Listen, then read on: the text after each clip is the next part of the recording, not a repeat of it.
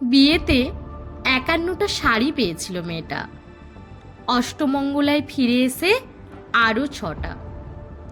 এত শাড়ি একসঙ্গে সে জীবনে দেখেনি। আলমারির প্রথম থাকে সে রাখলো সব নীল শাড়িদের।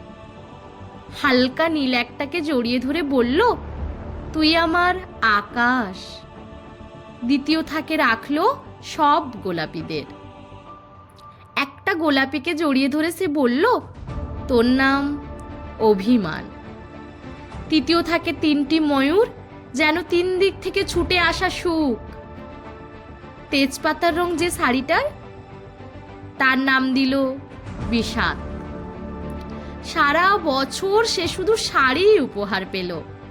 এত শাড়ি সে কি করে এক জীবনে পরবে? কিন্তু বছর যেতে না যেতেই ঘটে গেল সেই ঘটনাটা। সন্ধ্যের মুখে মেয়েটি বেরিয়েছিল স্বামীর সঙ্গে চাইনিজ খেতে।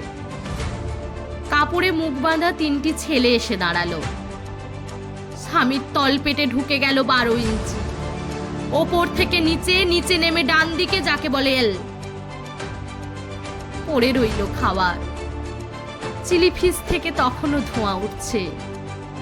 এর নাম রাজনীতি, বলেছিল পাড়ার লোকেরা। বিয়েতে ৫১টা শাড়ি পেয়েছিল মেয়েটা।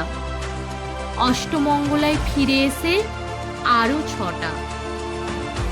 একদিন দুপুরে শাশুড়ি যখন ঘুমিয়ে, সে তার সমস্ত শাড়ি বের করে ৬তলার বারান্দা থেকে উড়িয়ে দিল নিচের পৃথিবীতে। শাশুড়ি পরিয়ে দিয়েছেন তাকে সাদা থান। ১৯ বছরের একটা মেয়ে, সে একা। কিন্তু সেই থানও এক ঝটকায় খুলে নিল ৩ জন পাড়ার মোড়ে। একটি সদ্য নগ্ন বিধবা মেয়ে দৌড়াচ্ছে আর চিৎকার করছে, বাঁচাও বাঁচাও বাঁচাও।